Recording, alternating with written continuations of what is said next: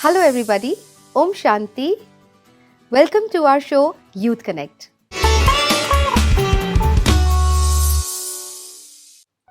हम बात कर रहे थे पावर टू डिटैच।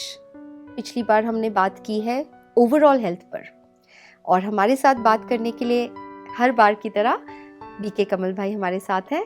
आपका बहुत बहुत स्वागत है। तो कमल भाई, हम बात कर रहे थे, आपने बताया था कि पावर टू डिटैच अगर है, क्योंकि आध्यात्मिक हमें ये सिखाता है, स्पिरिचुअलिटी सिखाती है कि किस तरह से हम डिटैच रह सकते हैं, सबके बीच रहते हुए कुछ छोड़ना नहीं है। लेकिन जैसे मैं आपसे लास्ट टाइम बोल रही थी कि ये बहुत नॉर्मल है। अगर रिश्ते हैं, अगर हम किसी से प्यार करते हैं, फॉर एग्जांपल मैं एक माँ हूँ तो मेरा बच्चा है, तो ऑफ कोर्स मैं उससे इतना प्यार करती हूँ, तो फिर मेरी अटैचमेंट तो नॉर्मल है ना, नेचुरल है ना। मतलब ये चीज़ थोड़ी सी समझ नहीं आती है, तो इसको ज़रा और डिटेल में समझाइए। देखिए, लव की एक हम बात करते हैं और अटैचमेंट की बात करते हैं, राइट। पहली बात तो दोनों जो है वो बिल्कुल अलग है। अच्छा। और इसमें क्या होता है कि कई बार जब बहुत सारे लोग एक ही काम करते हैं, जैसे गुस्सा, मैक्सिमम लोग गुस्सा करते हैं, तो हमने क्या किया, गुस्सा तो नॉर्मल है। हाँ। या टेंशन, जैसे हम यूथ से जब मिलते हैं तो मैं उनसे पूछता हूँ कि टेंशन होनी चाहिए या नहीं होनी चाहिए, तो बहुत सारे यूथ बोलते हैं कि होनी चाहिए, है ना, नॉर्मल है। मतलब हो जाती है, होनी चाहिए नहीं, बट नहीं हो जाती है, नेचुरल ना, कि अगर लाइफ में स्ट्रेस, लाइक इतनी सारी प्रॉब्लम्स है, तो फिर टेंशन तो होना नेचुरल है ना। हो जाती है, वो सेकंड स्टेप है। अच्छा। पहले स्टेप पे हम चलते हैं कि ये नॉर्मल है या नहीं है। जैसे हमने बात की कि अटैचमेंट तो नॉर्मल है, जैसे आप एक मदर है, हाँ जी, तो बच्चा जो है उसके साथ आपकी अटैचमेंट तो होनी ही है। उसके अलावा आप कैसे केयर करेंगे उसकी, राइट। तो अटैचमेंट नॉर्मल है या नहीं, पहले उसको समझते हैं हम। क्या अटैचमेंट कंफर्टेबल होती है या नहीं होती है? लव अलग बात है, अटैचमेंट कंफर्टेबल है या नहीं है? मैं ऐसा कहूंगी कि फॉर एग्जाम्पल, अगर मेरा बच्चा, जैसे मैं उससे बहुत प्यार करती हूँ, मैं उससे अटैच्ड हूँ, तो अगर वो दुखी है तो मैं भी दुखी हो जाती हूँ। हाँ, तो मैं दुखी हो जाती हूँ। सो कंफर्टेबल नहीं है, पहली बात जी। एंड सेकंड, जब हम अटैच होते हैं किसी से तो हम उसको एम्पावर नहीं कर पाते। हाँ। हम कहीं ना कहीं अपने, हम इसको कह सकते हैं कि डर के कारण, क्योंकि जहाँ अटैचमेंट है वहाँ फियर साथ में, अटैचमेंट एंड फियर दोनों साथ साथ चलेंगे। और फियर तो पूरी तरह से नेगेटिव होगा। हाँ। और साथ में हम क्या कर रहे हैं, फिर वो नेगेटिव जो वाइब्रेशंस हैं उस तक भेज रहे हैं। जैसे एक बार अभी थोड़े समय पहले एक मदर आई, वो अपने बच्चे को लेकर आए, तो उन्होंने कहा कि इसको आप समझाइए, इसको बहुत डर लगता है, चिंता होती है। तो मैंने उनसे बात की, वो कहते हैं आप मेरी मम्मी को समझाइए पहले। तो उन्होंने कहा मुझसे ज्यादा चिंता तो उनको होती है। तो मैंने उनसे पूछा, कहते हैं हाँ मुझे तो होती है। तो आप ये एक्सपेक्ट नहीं कर सकते कि मैं तो चिंता कर रही हूँ और ये चिंता ना करे। तो कहीं ना कहीं हम अननोइंगली पास ऑन कर देते हैं अपने उस वाइब्रेशंस, वो थॉट्स को, वो टेंशन को। और फिर क्योंकि बच्चा जो है वो किससे सीखता है, पेरेंट्स से सीखता है, तो उसे क्या लगता है कि हाँ चिंता करना तो नॉर्मल है, दुखी होना तो नॉर्मल है, हर्ट होना तो नॉर्मल है। तो हमें पहले अगेन ये जब हम बात करते हैं डिटैचमेंट की, क्योंकि स्पिरिचुअलिटी में डिटैचमेंट का बहुत बड़ा पार्ट है। अच्छा। जब हम बात करते हैं आध्यात्मिकता की, तो डिटैच होने की कला, ये सबसे पहला स्टेप है अगर हम कहें। अच्छा। तो वो सीखना पड़ेगा, उसमें थोड़ी सी मेहनत लगेगी, क्योंकि चारों तरफ हम देखेंगे तो लोग कहेंगे नहीं अटैचमेंट इज नॉर्मल, और जब हम कहेंगे नहीं अटैचमेंट नॉर्मल नहीं है, तो पहले तो वो एक्सेप्ट ही नहीं होता ये बात। तो पहले हमें खुद उस पे काम करना पड़ेगा। हाँ जी। कि कैसे डिटैच हो। अब कई लोग इसको भी थोड़ा सा गलत ले लेते हैं कि जब डिटैच होते हैं तो वो बिल्कुल ही फिर केयरलेस हो जाते हैं, कि हम ध्यान ही नहीं रखे, राइट, ये मतलब ले लेते हैं डिटैचमेंट का। तो डिटैचमेंट मींस पूरी केयर करनी है, लेकिन दुखी नहीं होना। तो एक बहुत थिन लाइन है, समझना पड़ेगा उसको। जैसे कि एक बहुत सुंदर बात आती है, मतलब जैसे हम प्यार कहते हैं ना, हम प्यार करते हैं, love is a beautiful emotion.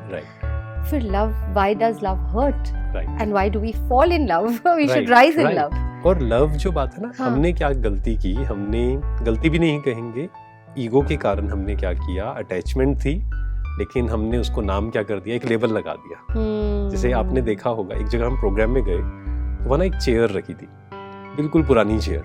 अच्छा। लेकिन उसके ऊपर इतना सुंदर उन्होंने कवर चढ़ा दिया छुपा दिया ना उसको। हाँ। मतलब रियल कुछ और है, हमने ऊपर कुछ और कर दिया। कर दिया। तो ऐसे ही अटैचमेंट हम सबको पता है कि गलत है, हाँ। परंतु हमने एक उसको लेबल love लगा कर दे दिया हमने ना। कहा नहीं ये तो प्यार है, प्यार है। और प्यार में चिंता तो होगी ही। फिर ऐसे ऐसे डायलॉग हमने सुने जहाँ प्यार होगा वहाँ लड़ाई तो होगी ही, हाँ। जहाँ प्यार होगा वहाँ तो चिंता होगी ही नहीं, और एक्सपेक्टेशंस होंगी।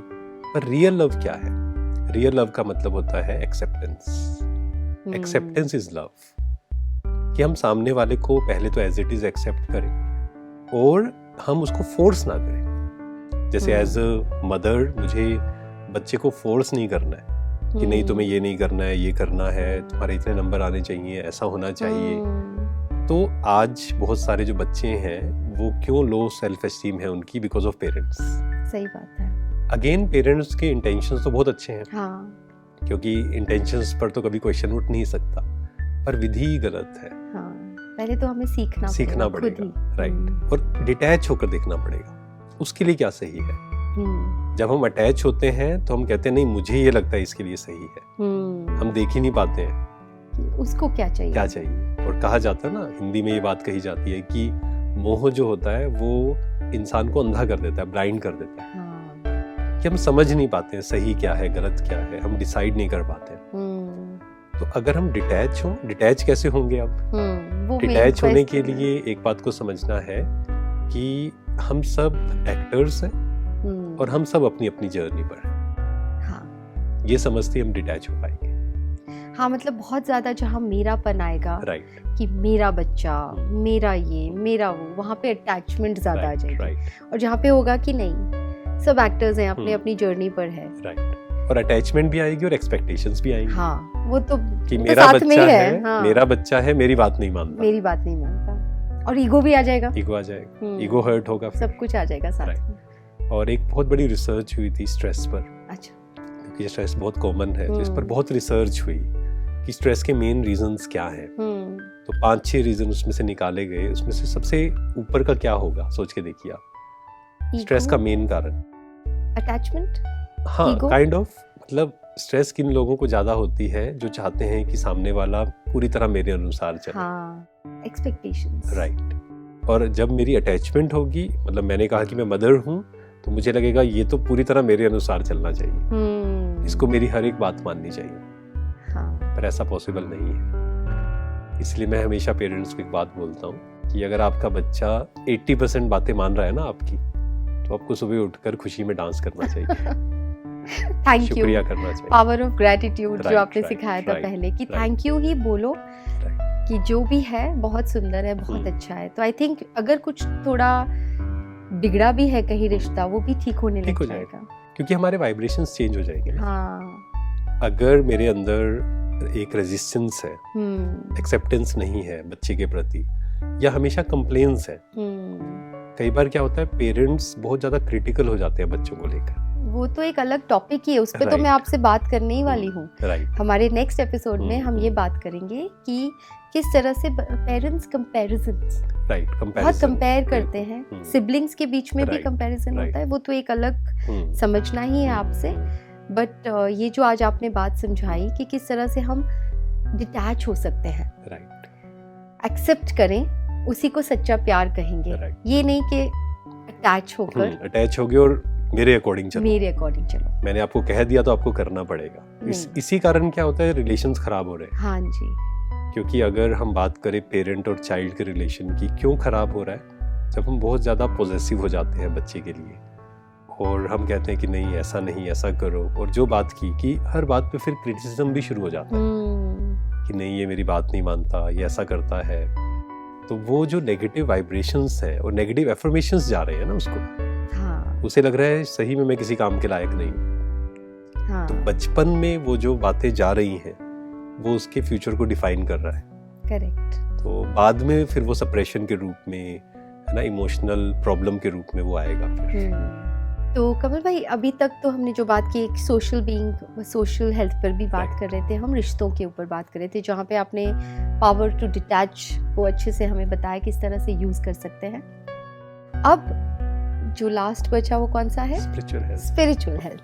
तो इस पे थोड़ा सा और हमें बताइए। हाँ देखिए, वैसे तो ये 5 जो हमने डिस्कस किया है ना, स्पिरिचुअल हेल्थ में वो सब आ जाता हाँ जी, है ना, ओवरऑल हेल्थ, या हम कह सकते हैं कि एक बैलेंस क्रिएट करना। ओके, कई बार होता है कि हम या तो सिर्फ फिजिकल हेल्थ पे ध्यान देते हैं कि मुझे सुंदर दिखना है, मुझे हेल्दी खाना है, which is very very good, लेकिन फिर हम मेंटल हेल्थ को छोड़ देते हैं कई बार, या इमोशनल हेल्थ को छोड़ देते हैं, या हम इन चीज़ों को कवर करते हैं फिर हम सोशल हेल्थ को छोड़ देते हैं कई बार, या हम जब पैसा कमाने जाते हैं तो फिर हम बाकी सब चीज़ों को छोड़ देते हैं जी। तो एक बैलेंस क्रिएट करना, स्पिरिचुअलिटी मीन्स बैलेंस, एक बैलेंस लेकर आना कि मुझे सब चीज़ों का ध्यान देना है, सिर्फ नंबर्स नहीं, साथ में मैं इमोशनली स्ट्रॉन्ग हूँ या नहीं, क्योंकि इस पर बहुत रिसर्च हुई कि IQ एंड EQ है ना, जिसका IQ बहुत ज्यादा है क्या वो ज्यादा सक्सेसफुल होते हैं, या जिसका EQ ज्यादा है वो ज्यादा सक्सेसफुल होते हैं?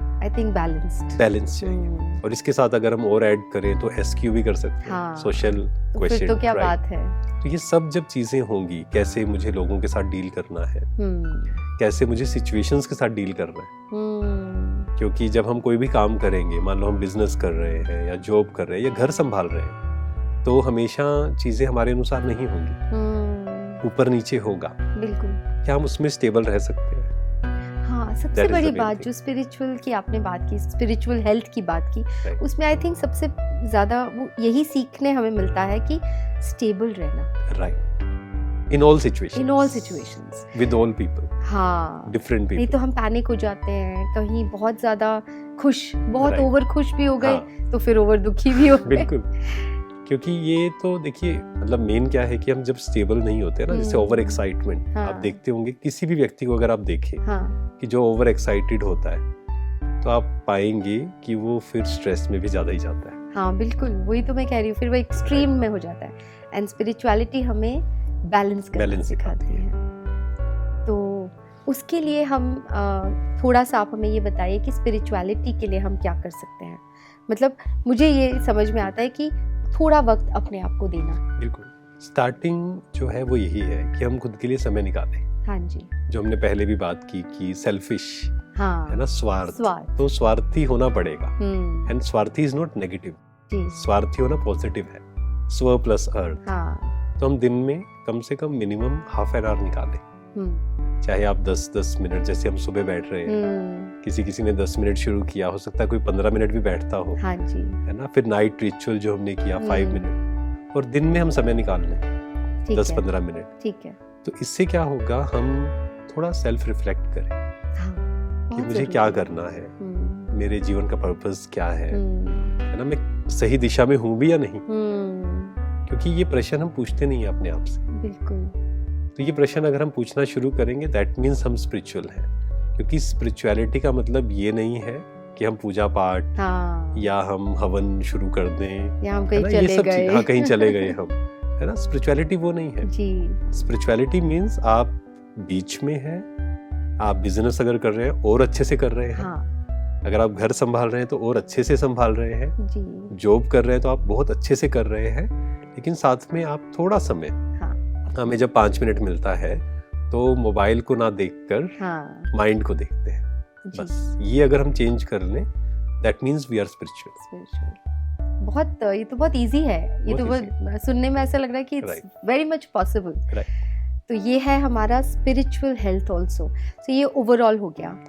तो अगर हम थोड़े से डिसिप्लिन हो जाएं, थोड़ा सा अपने ऊपर ध्यान देना शुरू करें, तो आई थिंक लाइफ बहुत इजी हो जाएगी। इजी है, जो हमने बात की थी कि लाइफ, यू नो, जिंदगी आसान बनानी पड़ती है, तो थोड़ा, और लाइफ उतनी डिफिकल्ट है नहीं जितनी हमने बना दी है। मुझे एक कोट हमेशा से पसंद है कि life is not complicated, life is easy but we make it complicated. हम कहते हैं ये भी मुश्किल है, ये भी मुश्किल है, किसी को कहा जाए 5 मिनट बैठो साइलेंस में, कहते हैं बहुत मुश्किल है, तो हमने मुश्किल बना दिया है, हमने मुश्किल बना दिया है।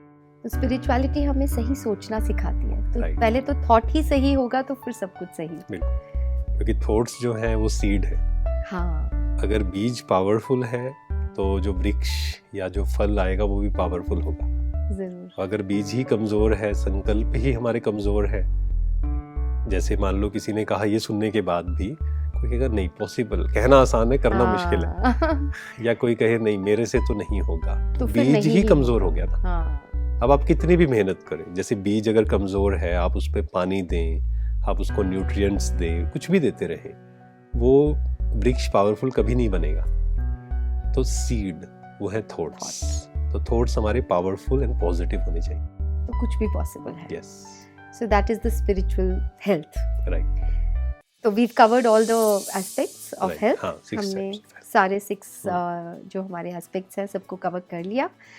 तो इस पे रोशनी डालने के लिए बहुत बहुत धन्यवाद। Thank you so thank you Kamal भाई। Thank you. आपके और भी प्रश्न है तो आप हमें व्हाट्सएप कर सकते हैं स्क्रीन पे दिए गए नंबर्स पर, या फिर हमें ईमेल भी कर सकते हैं। Till then, let's connect through our show youth connect. Thank you. Om Shanti.